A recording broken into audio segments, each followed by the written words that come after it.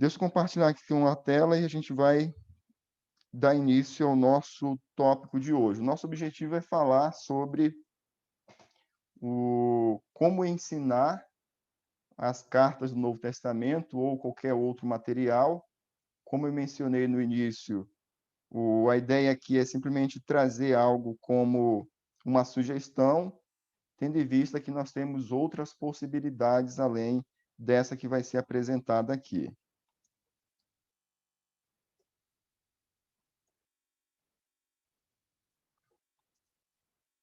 Ok. As cartas do Novo Testamento podem ser ensinadas por unidades literárias, parágrafos ou tópicos.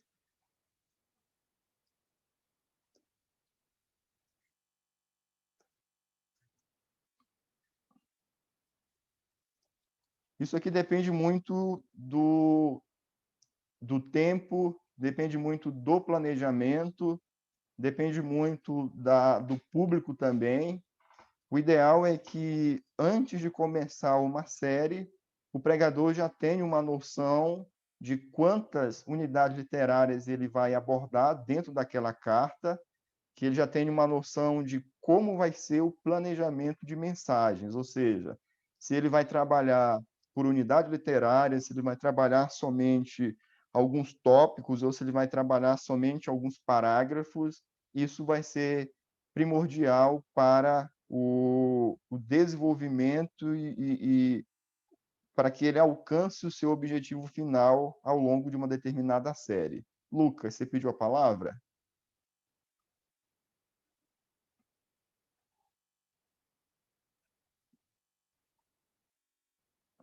É, essa parte aqui você tem na apostila, mas eu vou também eu vou compartilhar também esse PDF com vocês daqui a pouco. Beleza, então são possibilidades. Nós já falamos sobre essa organização, como é que funciona. A unidade literária ela tem introdução, desenvolvimento e conclusão. O importante é você lembrar disso. Se você decidir falar acerca de um parágrafo, você vai precisar entender como é que esse parágrafo, como é que esse argumento se organiza em relação ao todo. Aqui vem uma característica do que a gente chama de pregação expositiva. O que é pregação expositiva? É você pregar o que está no texto, entendendo a lógica do próprio texto. O que acontece geralmente, e isso é bem comum a gente perceber nas pregações das cartas do Novo Testamento, é que a pessoa, muitos até conseguem pregar o que está no texto, então elas falam e expõem aquilo que está no texto, mas não conseguem entender a relação desses vários argumentos ou a organização desses vários argumentos em relação ao texto. E, e esse segundo modelo não poderia ser chamado de pregação expositiva, porque a ideia da pregação expositiva é não somente dizer o que está no texto, mas mostrar como isso está organizado, como cada declaração está contribuindo para a declaração seguinte. Então, essas são propostas de.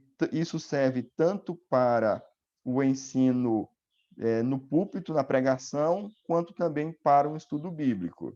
Por exemplo, aqueles que trabalham com adolescentes, o formato para se trabalhar com adolescentes é bem diferente do trabalho com adultos. Geralmente, quando nós trabalhamos com adolescentes, nós temos um tempo bem reduzido, e aí você pode pegar, por exemplo, um tópico dentro de uma unidade literária e trabalhar por meio de um estudo bíblico aquele tópico. Você vai selecionar as informações, os princípios que se adequem melhor ao público e ao tempo que você tem. São algumas possibilidades. Pensando aqui nos elementos básicos de um sermão ou de um estudo bíblico, nós temos basicamente 7 elementos. O primeiro é a introdução, ilustração. Esse desenvolvimento nós chamamos isso no trabalho de texto de explicação, ou podemos também chamar isso de exegese. e exposição. Então, esse terceiro tópico é a parte onde nós fazemos exegese, explicamos o texto, e isso tudo é o momento em que o sermão está sendo desenvolvido, ou a parte do desenvolvimento do sermão está sendo apresentado. O sermão ou o estudo bíblico pode também apresentar uma estrutura. Essa estrutura pode ser organizada com tópicos e subtópicos ou não, mas importante é que o público seja conduzido, que os ouvintes sejam conduzidos ao entendimento da estrutura, independentemente que você tenha colocado os tópicos ou não. O sermão também, ele precisa desses princípios, nós trabalhamos bastante a elaboração dos princípios, todo esse trabalho de exegese, explicação, de exposição, visa deixar bem claro quais são as verdades que o texto deseja ensinar. E isso tudo é um trabalho que leva ou tem como objetivo chegar à parte da aplicação. Então, o sermão, a exposição em que a pessoa não consegue identificar verdades e não consegue aplicar, faltou aí uma parte essencial nessa exposição. E, por fim, o que nós chamamos de conclusão. Então, esses são elementos básicos em que podem estar presentes em um sermão. Ah, o meu sermão não teve conclusão, está errado? Não necessariamente. Mas esses elementos aqui são os elementos básicos que você pode utilizar ao longo, tanto para a elaboração de um sermão, quanto também de um estudo bíblico. Perguntas nesse momento? A gente vai passar agora a detalhar ou falar um pouco mais sobre cada um desses elementos. Qualquer dúvida, fique à vontade para participar. O primeiro, Professor, sim, só aqui na questão do princípio, no caso aqui, esses princípios aqui que eu estava com dúvida, eu estava fazendo aquela estrutura que o senhor deixou de 14 de 11 a 14, 10 ok, a 14 de Gálatas. Aí eu estava com dúvida em questão em relação às verdades e os princípios, né? certo. A diferença básica entre eles dois, porque são No coisas caso, bem são parecidas. sinônimos, Francisco. Hã? Nesse caso aqui, a gente está usando a palavra princípio e verdade como sinônimos, então a mesma coisa. Então, a Ah, ideia seria o entendi. seguinte: o texto deseja ensinar algumas verdades. E aí a gente vai chamar isso de verdade central ou verdade secundária. A verdade central, ela é aquela que contribui para a formação do argumento principal. A verdade secundária é aquela que contribui para a formação do argumento principal, mas de forma indireta. Ela vai construir, vai contribuir para a verdade principal. Mas tanto o princípio quanto verdade a gente está usando como sinônimos. Aqui o Lucas está perguntando sobre a introdução. Lucas, eu vou falar agora, ou melhor, sobre ilustração. A gente vai passar agora para abordar cada etapa, aí nesse ponto que você está colocando, da ilustração, você pode perguntar novamente, tá bom? Alguma outra dúvida? Deu para entender, Francisco? Ok, então vamos partir aqui para o primeiro tópico, introdução. A introdução de um estudo tem como objetivo não somente introduzir um assunto, mas atrair a atenção do público para o que se deseja ensinar. Só que é importante, por quê? Porque a introdução ela visa transmitir uma mensagem para o ouvinte de que essa mensagem é importante e, por isso, o ouvinte precisa manter o seu foco naquela mensagem. Ou seja, o objetivo não é simplesmente introduzir. E aqui, infelizmente, já nesse primeiro momento do sermão, nós podemos ganhar prender a atenção do nosso ouvinte ou podemos perder essa atenção.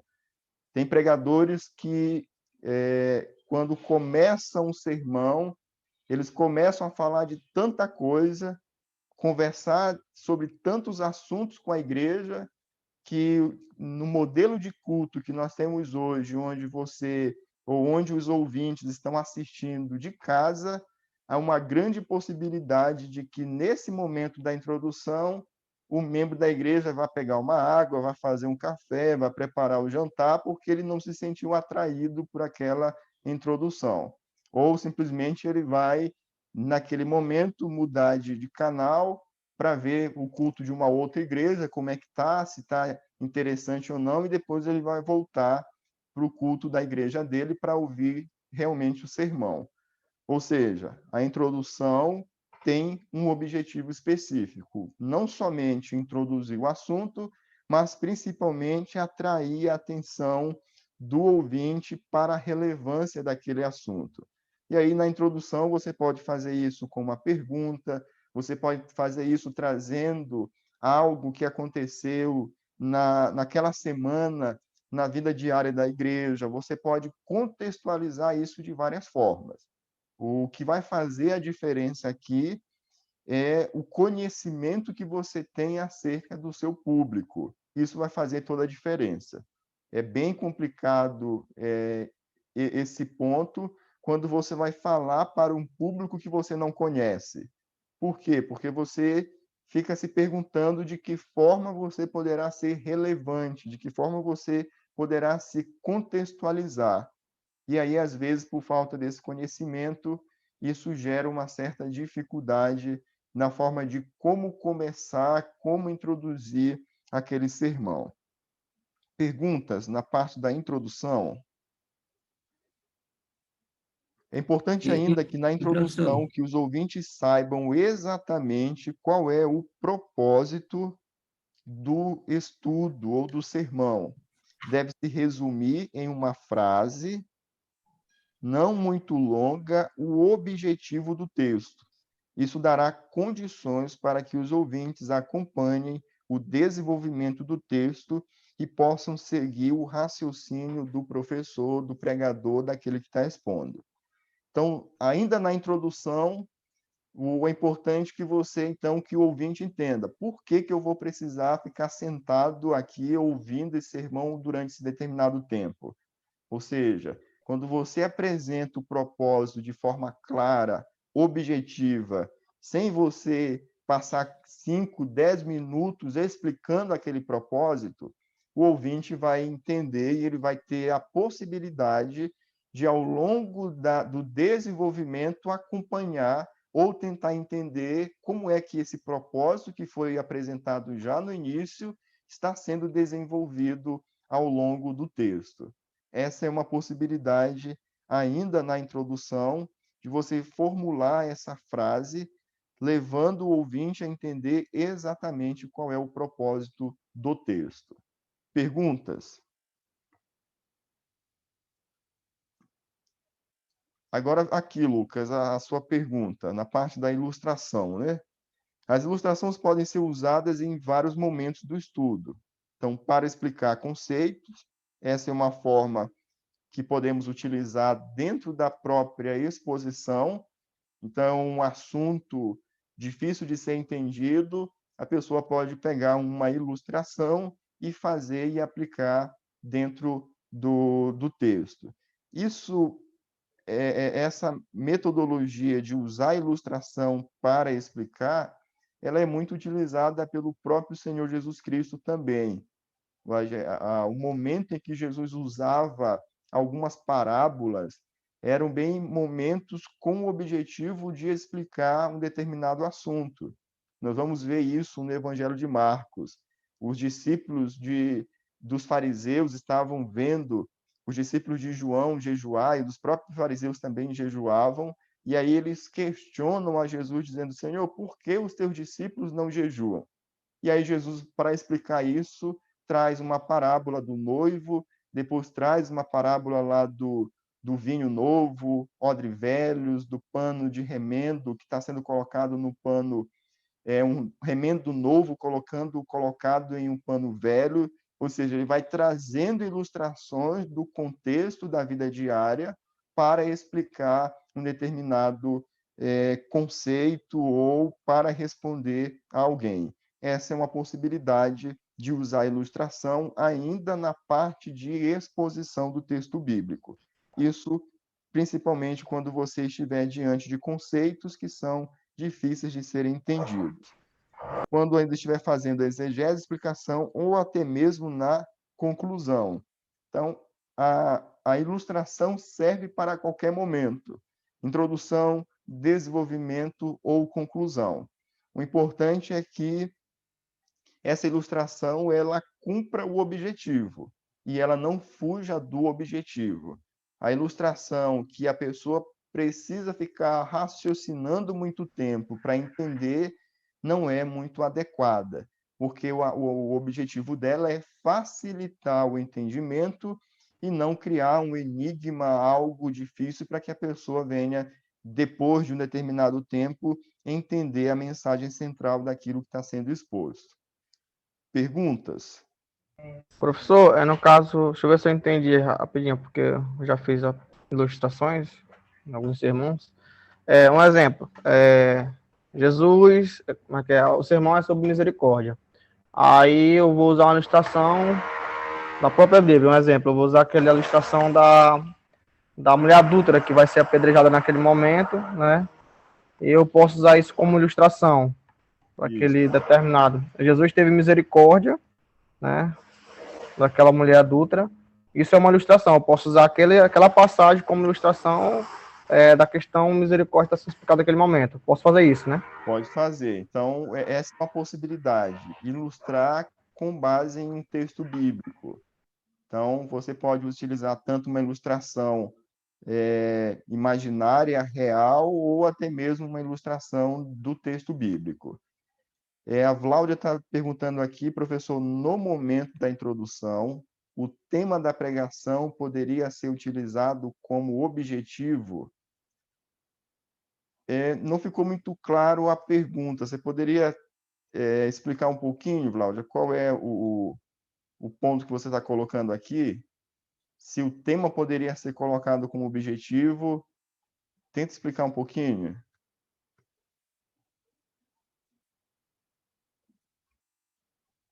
Eu acho que você está sem áudio, Vláudia.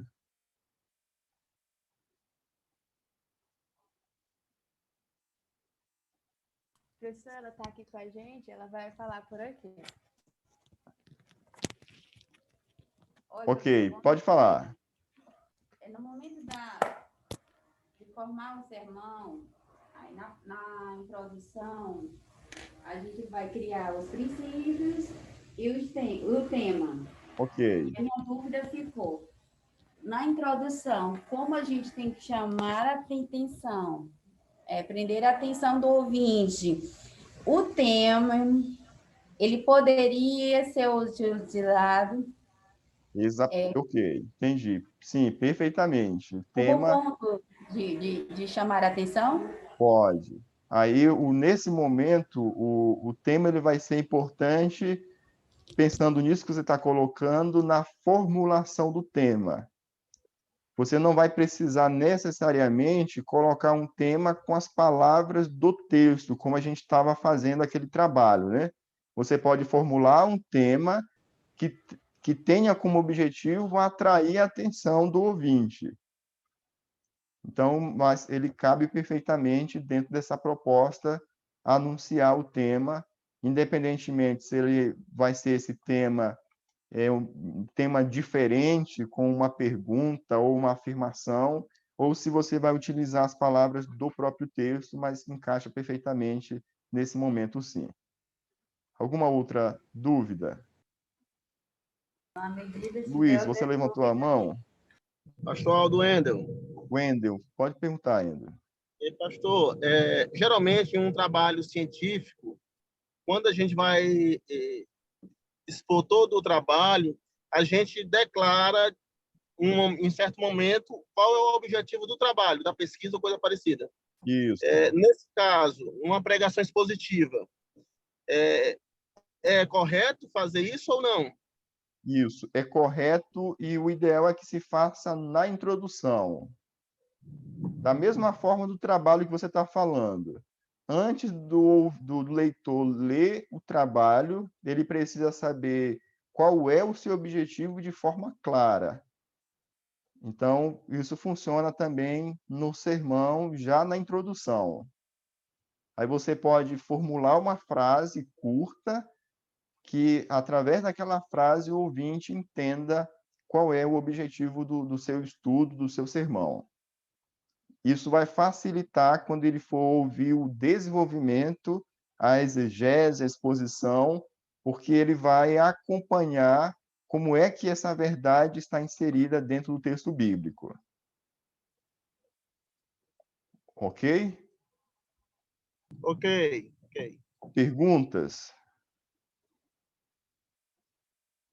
Desenvolvimento. Colocar informação textual numa forma lógica. Nós falamos isso agora há pouco na introdução da aula. Alguns pregadores até conseguem pregar, dependendo do texto da unidade literária, conseguem explicar o que está dentro da unidade literária. Mas, dependendo da complexidade da unidade literária, eles não conseguem apresentar para os ouvintes como esses argumentos estão organizados, qual a função de cada argumento dentro do texto bíblico. Então, é como se ele pegasse os tópicos, mas não conseguisse organizar o sermão de forma lógica. Esse é um passo essencial dentro do que nós chamamos de pregação expositiva. O ouvinte precisa entender a informação do texto e ele vai entender isso quando ele compreender o argumento lógico do autor, ou a organização do texto bíblico. É importante também entender por que o esboço exegético da passagem não define automaticamente a sequência na qual o pregador efetua explicações. Nós falamos aqui, adotamos um princípio básico, que foi o seguinte: o texto bíblico possui várias ênfases. Essas ênfases nos ajudam a identificar a estrutura do texto bíblico e essa estrutura já sinaliza para a forma do sermão. Esse princípio precisa ser levado em consideração no momento da elaboração do sermão. Porém, dependendo da organização do sermão,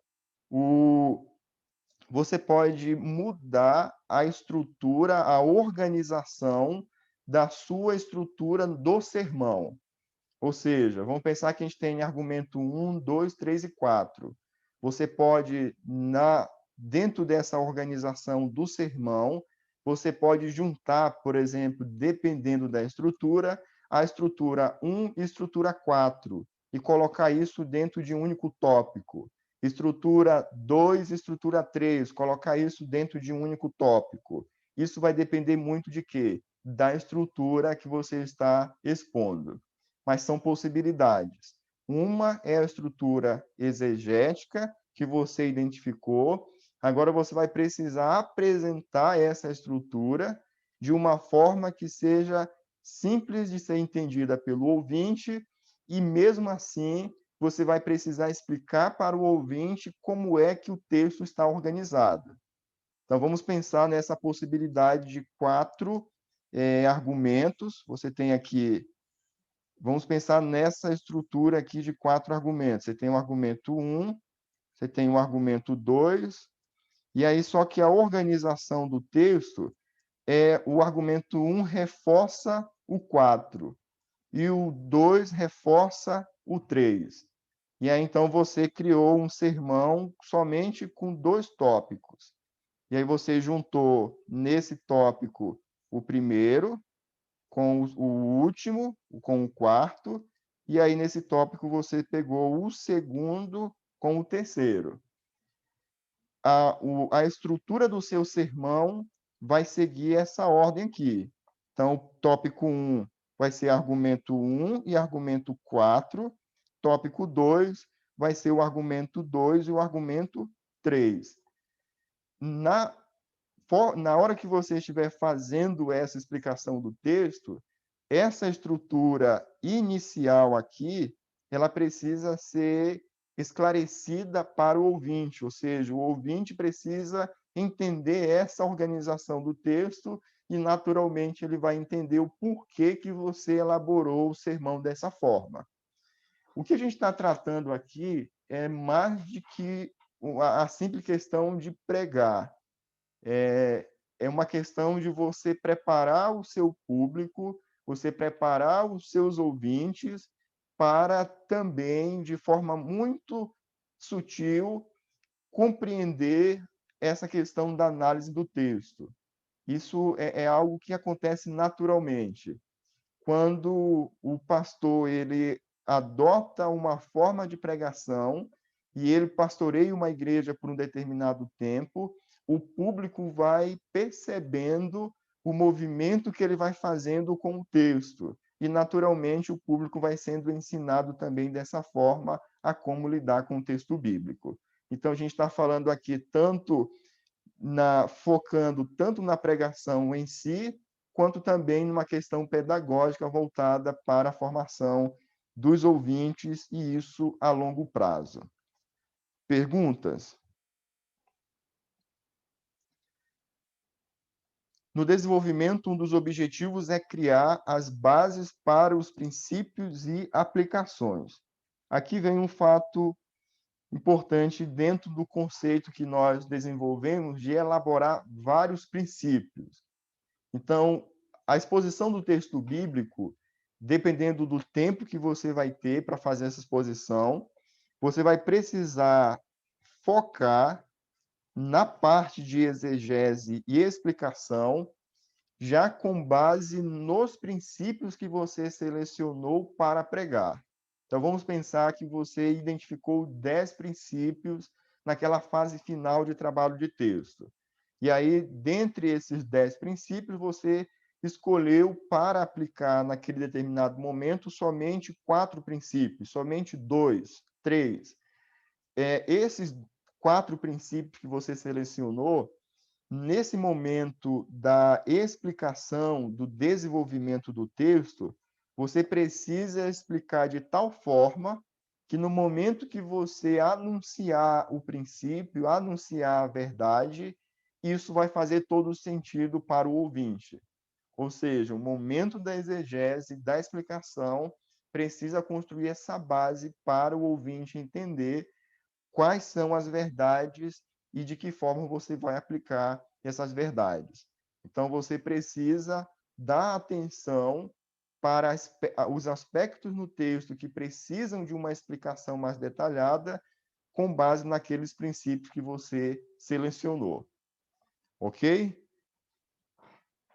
Vamos seguir. Qualquer dúvida, fique à vontade para participar.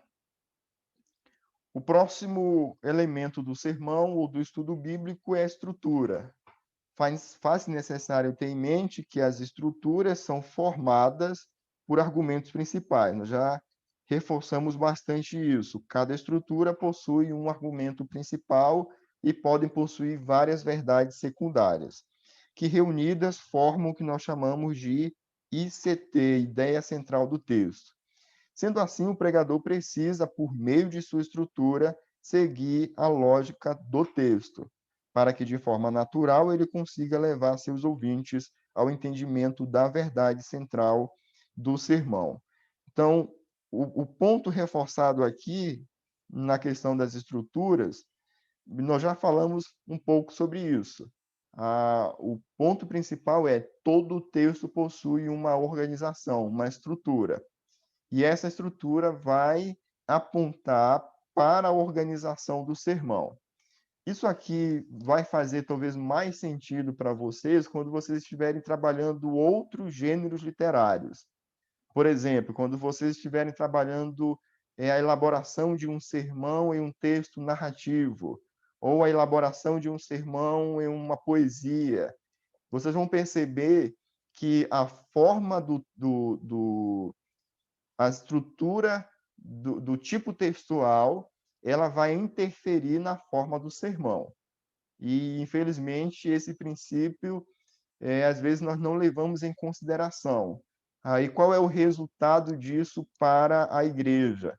É que a igreja não consegue ver, por meio da pregação de um texto, a diferença, por exemplo, entre narrativa e textos narrativos e textos discursivos. Por quê? Porque a pessoa pegou uma narrativa e ela colocou dentro da mesma estrutura de uma carta. Aí, dentro de um texto narrativo, a pessoa tem o mesmo, tem um título e criou 3 subtópicos acerca da narrativa. Ou seja, pegou a forma de pregar carta e inseriu esse mesmo padrão na pregação de um texto narrativo. Isso desconstrói o gênero literário. E a consequência disso é que, mesmo que a pessoa consiga transmitir uma mensagem, mas essa segunda parte, que é a parte pedagógica, a parte de ensinar a igreja a lidar com o texto bíblico, ou perceber essas diferenças entre gêneros literários, isso não é alcançado pelo pregador. Então, o ponto central é esse: cada tipo textual possui uma característica, possui estrutura, uma organização diferente, e essa estrutura precisa ajudar, contribuir para a formação do estudo bíblico, para a formação do sermão. As estruturas podem ser apresentadas em forma de tópicos. Eu posso criar um sermão colocando tópico 1, tópico 2 e assim sucessivamente, ou eu posso anunciar os tópicos dentro do próprio desenvolvimento do texto. São possibilidades diferentes. Elas podem ser desenvolvidas ao decorrer da exposição. Quando feita de forma indutiva, é importante que o pregador enfatize o momento da mudança de estrutura, para que os ouvintes acompanhem a lógica do texto. Alguém estava falando? Ok, então olha só qual é o ponto que eu quero enfatizar aqui. São 2 possibilidades, pelo menos. A primeira possibilidade: o seu sermão já vai ter tópicos, onde o tópico já vai ser foi elaborado provavelmente com base no argumento principal, na ideia principal daquele argumento. E aí, então, você vai mostrando, falando o tópico e desenvolvendo aquele tópico. Essa é a opção A. Opção B funciona diferente. Na opção B, você não vai colocar esse tópico, dividindo as estruturas, mas à medida em que você estiver fazendo a explicação do texto, você vai apresentar, mostrar essa divisão. Dessa segunda forma, você vai precisar anunciar ao ouvinte o momento em que há mudança de estrutura e qual a nova ênfase dessa estrutura. Nós vamos apresentar para vocês daqui a pouquinho um modelo ou uma possibilidade, uma sugestão de um sermão com base em Gálatas, seguindo essa segunda orientação, que é a menos comum, onde você não coloca um tópico, mas você vai conduzindo indutivamente o ouvinte à estrutura do sermão ou à estrutura do texto bíblico. Mas o ponto primordial aqui é, na mudança de estrutura, você precisa enfatizar, isso precisa ficar claro para o seu ouvinte que está acontecendo essa mudança, para que ele lhe acompanhe, para que ele perceba esse desenvolvimento do texto bíblico. Perguntas? Tranquilo até aqui? Vamos seguir parte dos princípios. Então, os princípios são verdades, a gente está usando a palavra princípio como sinônimo também de verdade, que compõem o texto, que foram ensinadas no passado aos primeiros ouvintes, que agora se apresentam em um traje antigo e devem ser ensinados aos ouvintes de hoje com um traje moderno, ou seja, contextualizado, mas contendo a mesma essência. Então, o princípio é uma verdade que foi entendida há 2000 anos, dentro de uma cultura, dentro de um tempo, dentro de um contexto diferente do nosso, mas agora essa verdade precisa ser trazida para os ouvintes, seja para as crianças, seja para os adolescentes ou para qualquer outro público. Então, dependendo do nosso público, a formulação desse princípio vai mudar. Se eu estiver trabalhando com crianças, com adolescentes, eu preciso formular o princípio dentro da linguagem, dentro de uma estrutura de vocabulário e de contexto que a criança ou que o meu público consiga entender. Mas, basicamente, é isso, é trazer uma verdade que foi ensinada sem que essa verdade perca a sua essência. Pode falar, Lucas. Os tópicos e pontos do sermão. Explica um pouco. Podem ser formulados como princípios isso. Essa é uma possibilidade.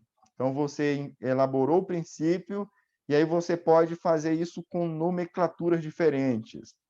Então, por exemplo, você pode, ao criar o tópico, você tem uma frase, e aí, no momento do princípio, se você quiser, você pode manter a mesma frase, ou uma outra possibilidade, você pode modificar aquela frase no princípio.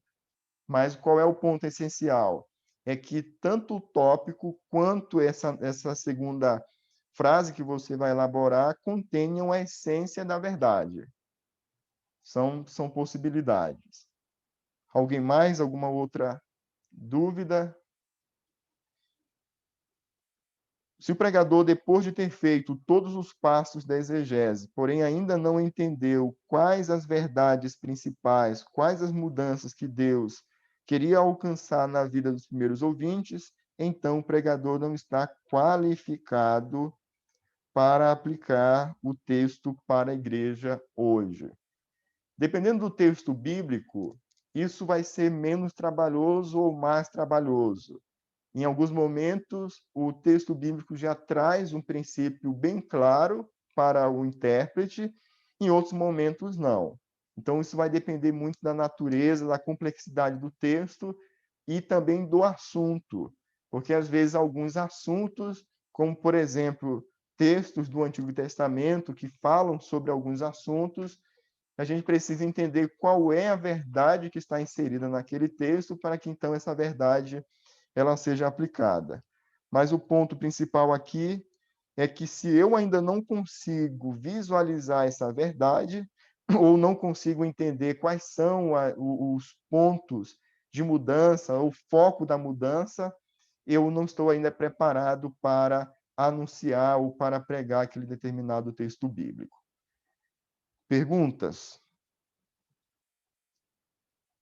Vamos partir para a parte da aplicação. Já estamos concluindo. Aplicação, os princípios são verdades que compõem o texto, que foram ensinados no passado aos primeiros ouvintes, que agora se apresentam em traje novo. Aqui, na verdade, está repetindo a parte da aplicação. Então, esse aqui é do texto anterior. Mas a aplicação, basicamente, é a ideia de que aquilo que foi encontrado por meio dos princípios, isso seja aplicado dentro de uma linguagem atual, onde o ouvinte vai perceber a relevância daquela verdade para agora a vida dele, não só para os primeiros ouvintes, mas principalmente para a vida dele. Conclusão.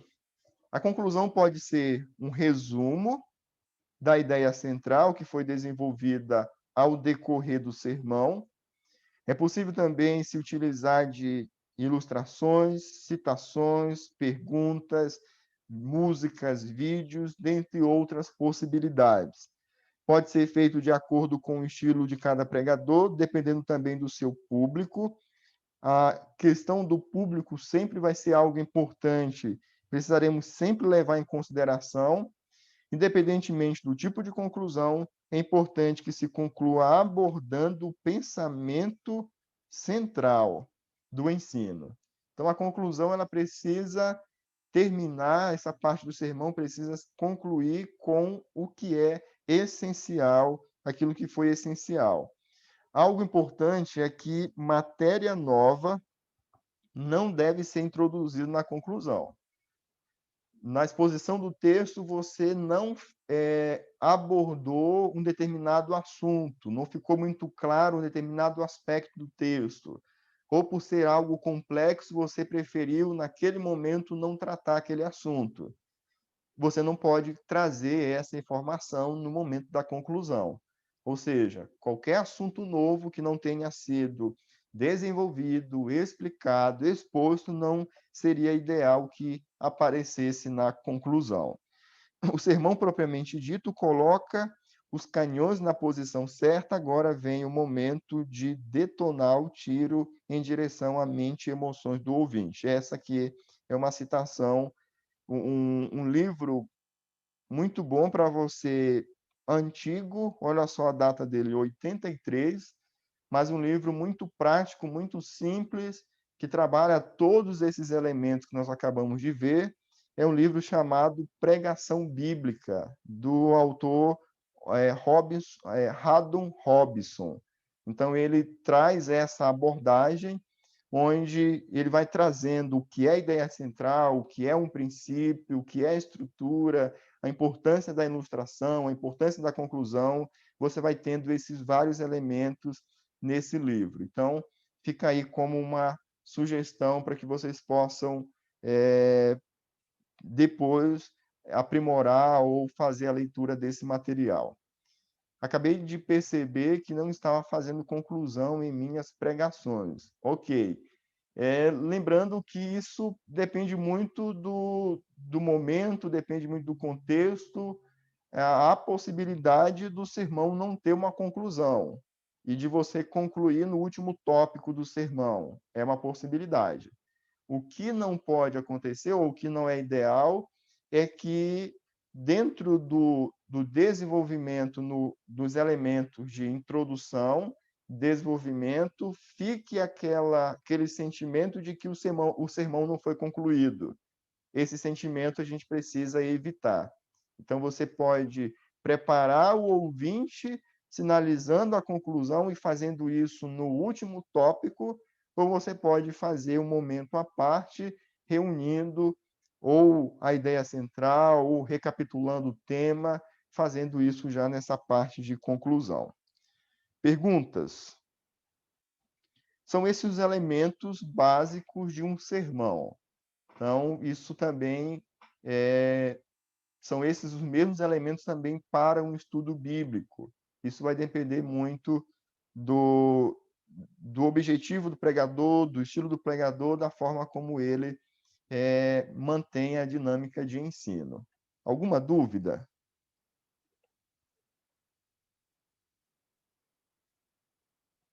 Eu vou compartilhar com vocês esse material, então vocês têm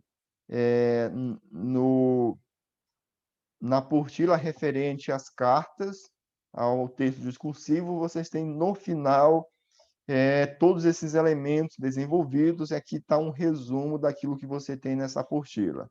Mas daqui a pouco eu estarei compartilhando com vocês também. Ok. Dúvida, tudo tranquilo? Deixa eu compartilhar então com vocês para a gente concluir uma possibilidade de um sermão em um dos nossos textos que nós estudamos aqui no livro de Gálatas.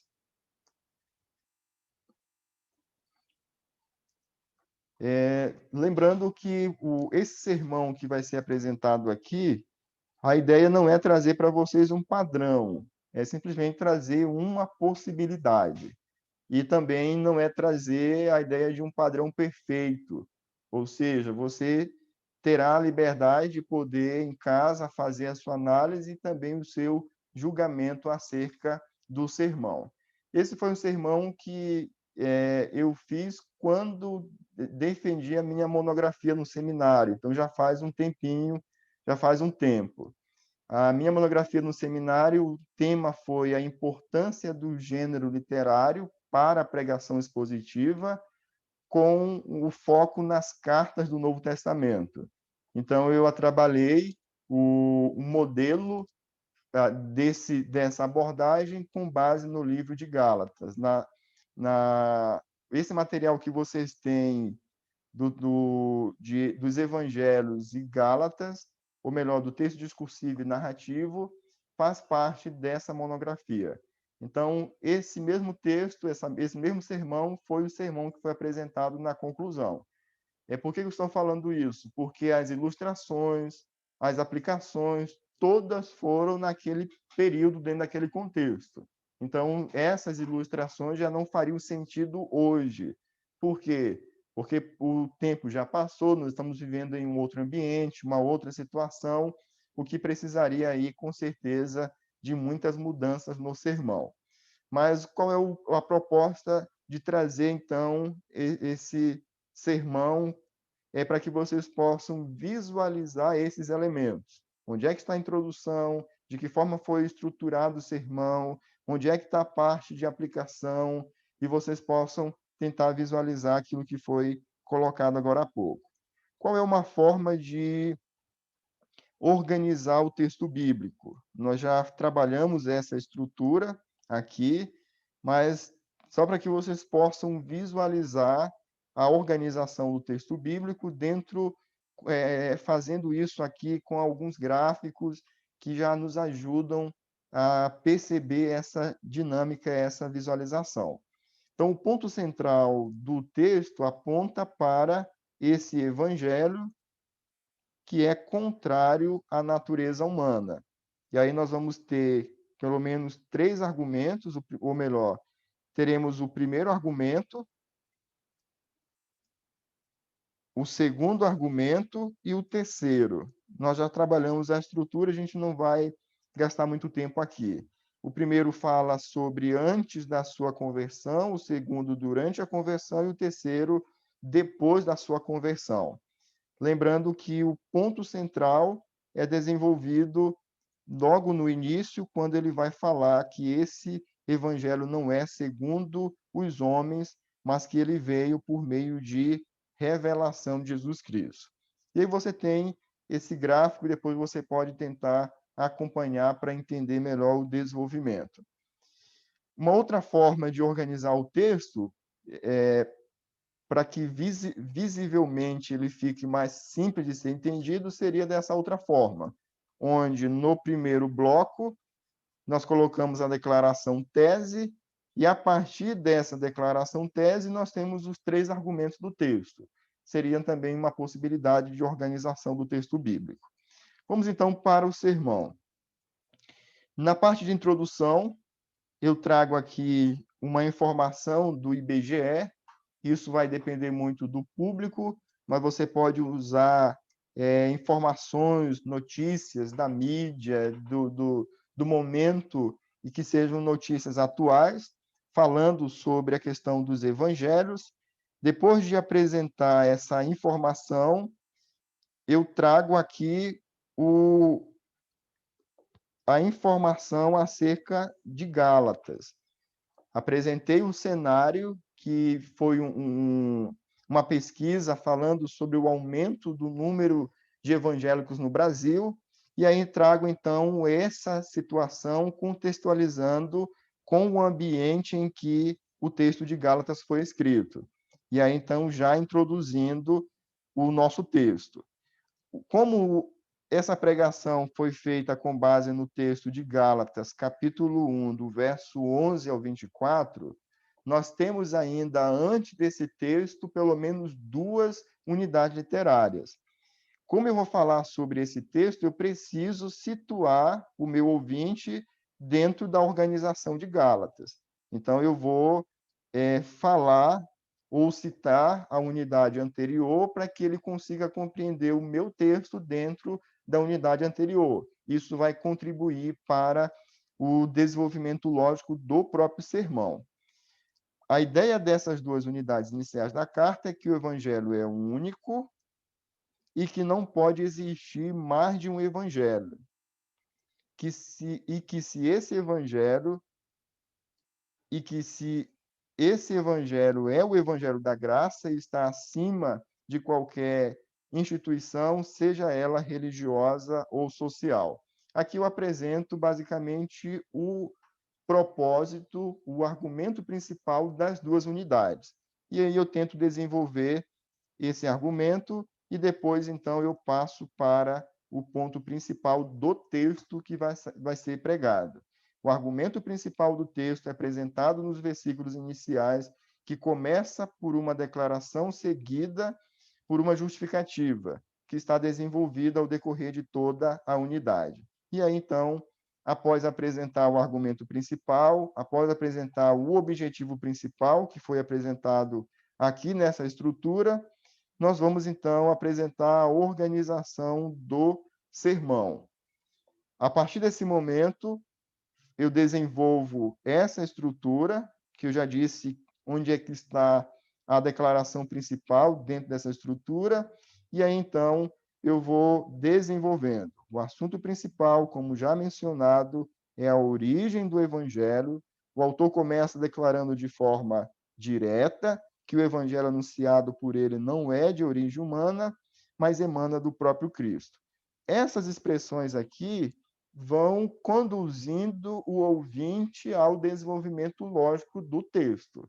Então, declaração direta, o autor começa de forma positiva, o autor começa de forma negativa, começa fazendo um contraste, ou seja, eu estou explicando para o ouvinte a organização do texto bíblico.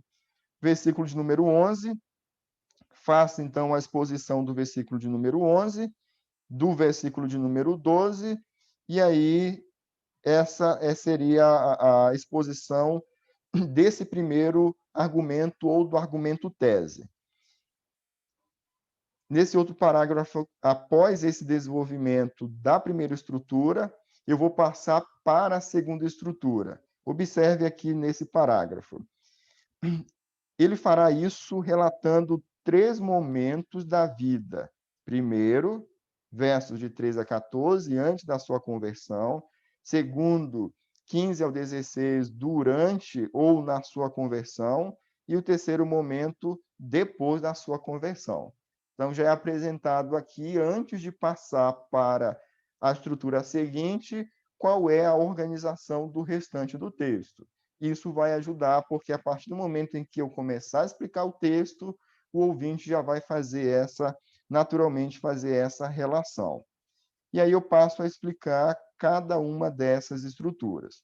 Então, o que você vai ter aqui é o desenvolvimento dessas estruturas. Concluir a primeira estrutura, versículo 13 e 14. Vou passar agora para a próxima estrutura. Observe nesse parágrafo aqui. O versículo 15 e 16, diferentemente dos versículos 13 e 14, onde ele é o agente que está em constante ação, agora ele se apresenta como alguém que está sendo alvo da graça de Deus. Eu já introduzi aqui o segundo argumento, mostrando a diferença entre esse argumento e o argumento anterior. E aí eu passo, então, a desenvolver, a expor o versículo 15 e o versículo 16. Finalizando o versículo 16, a partir do versículo 17, o primeiro está no verso 17. No primeiro argumento, ele mostra que não consultou a carne, e aqui, novamente, eu vou fazendo o melhor, não é o 17, é o 18. O segundo argumento vai do verso 17, ou melhor, do verso 18 ao verso 20. Aqui eu mostro também qual é o primeiro argumento. No segundo argumento, ele mostra como foi que foi somente a Jerusalém 3 anos de sua conversão, e apresenta o motivo da sua visita, 3 anos após a sua conversão, e apresenta o motivo da sua visita. E aí, até o versículo de número 18, verso de número 19, segue a exposição mostrando a organização do texto bíblico. Devo concluir aqui chamando a atenção de vocês para um detalhe. Você vai poder analisar o sermão com mais calma e vai ver como é que está essa organização. Mas um ponto que você precisa atentar é o seguinte: sempre quando começa um novo argumento, é sinalizado antes desse argumento começar. O ouvinte vai sendo conduzido indutivamente ao entendimento do texto bíblico. Esse aqui é um ponto importante. Uma outra observação. Se você olhar aqui o sermão, você vai perceber que não tem tópicos.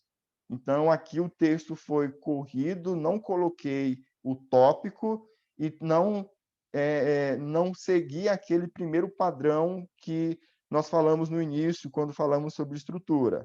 O sermão está sendo explicado e a cada mudança de estrutura, o leitor está sendo avisado e sendo conduzido.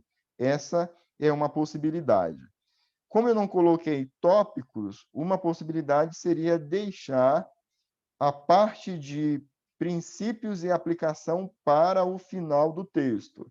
Como são 3 estruturas principais, eu selecionei aqui 3 princípios, cada princípio abordando uma estrutura. Primeira estrutura, o evangelho é de origem divina, sem intervenção humana.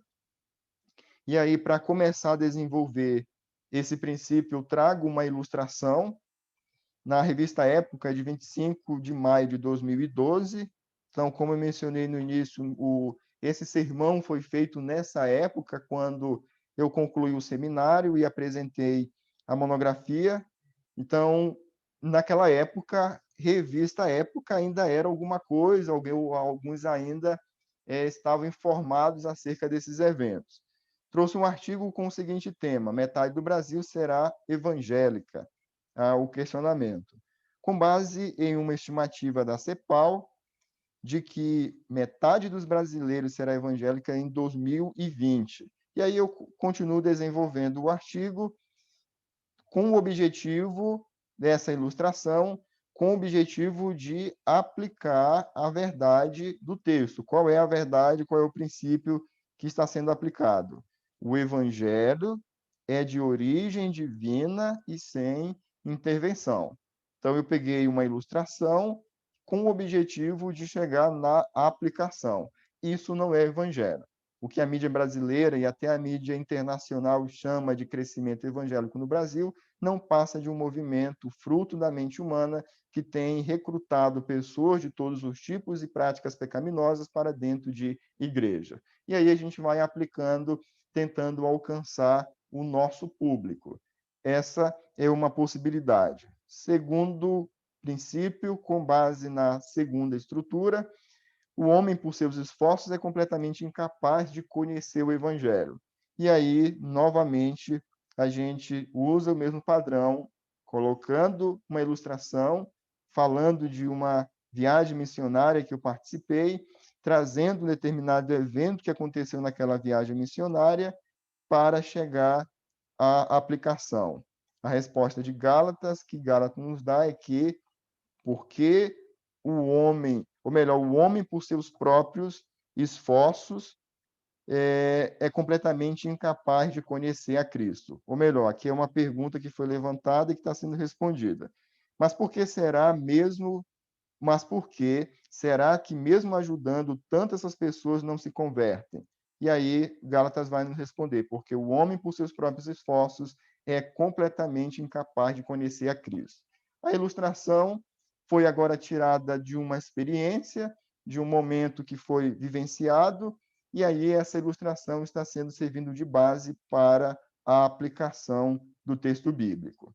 Terceiro e último princípio: o evangelho muda completamente o propósito da vida do homem. E aí eu trago novamente uma ilustração com base nessas informações da CEPAL, do índice do IBGE, e trago, então, em seguida, a aplicação. Na conclusão, eu termino fazendo aqui algumas perguntas. Na introdução deste sermão, levantamos algumas questões como: mas será que realmente o evangelho que pregamos é o verdadeiro? Ou será que também estamos sendo enganados por mais uma denominação? O que faz um evangelho ser verdadeiro? Essas 3 perguntas são respondidas quando respondemos a terceira: o que faz um evangelho ser verdadeiro? De acordo com o nosso texto, o verdadeiro evangelho não é fruto de uma mente humana. Então, aqui a ideia é abordar novamente a parte central do texto bíblico. Ele não é modelado para se tornar atrativo, para acolher grupos que se formam em nossa sociedade, que vivem à margem dela por causa do pecado, não. O Evangelho tem a origem em Deus, o Evangelho é a essência do próprio Deus, encarnado em Cristo, o qual se manifestou em graça, alcançando e transformando pecadores que não tinham a mínima chance, por meio de seus esforços, de serem libertos de seus pecados. Portanto, o Evangelho é a ação de Deus na vida do homem, salvando, transformando e dando-lhe o privilégio de ser um cooperador do reino. Essa conclusão aqui foi feita dentro da perspectiva de resumir todos os tópicos e apresentando aqui uma fase final onde tudo aquilo que foi desenvolvido no sermão está agora sintetizado na conclusão. Perguntas? Eu vou compartilhar com vocês no grupo, então vocês terão a oportunidade de poder ler e de poder analisar melhor o sermão e fazer as observações de vocês também. No nosso próximo encontro, nós vamos começar uma segunda etapa do curso, que é agora trabalhando o gênero narrativo. Então, essa parte de texto discursivo termina aqui com essa parte de pregação. Nós não teremos, no final, não retornaremos mais a esse tema de elaboração de sermão. Portanto, se vocês tiverem alguma dúvida, fiquem à vontade para estar perguntando ou algum posicionamento para estar colocando neste momento.